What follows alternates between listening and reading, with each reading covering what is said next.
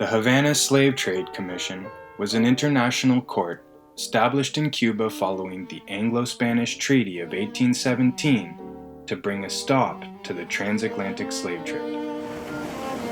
This online resource tells the story of 14,000 men, women, and children sold into slavery.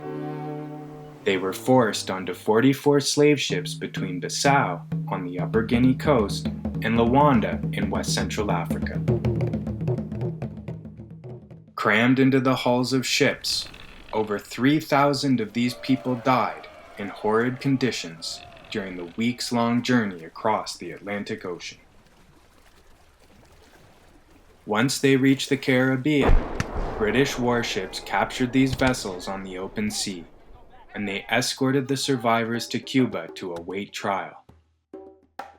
The Havana Slave Trade Commission emancipated almost 11,000 people between 1824 and 1841. Their African names and physical descriptions were entered with great detail into large bound registers. According to the 1817 treaty, liberated Africans received emancipation certificates.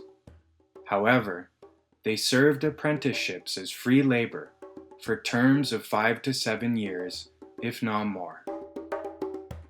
Of the total, 7,913 liberated Africans remained in Cuban slave society, while over 3,000 people were resettled in the British colonies of the Bahama Islands, Jamaica, British Honduras, and as far south as Grenada and Trinidad.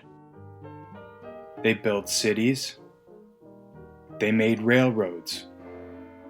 They worked in factories, harbors, and homes. Even some were baptized. But most were resold into slavery, disappearing without a trace into the Caribbean's sugar, coffee, and tobacco plantations.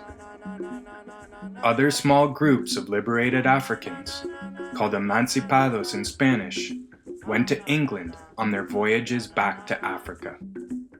This open access repository is dedicated to the memories of the liberated Africans of the Havana Slave Trade Commission.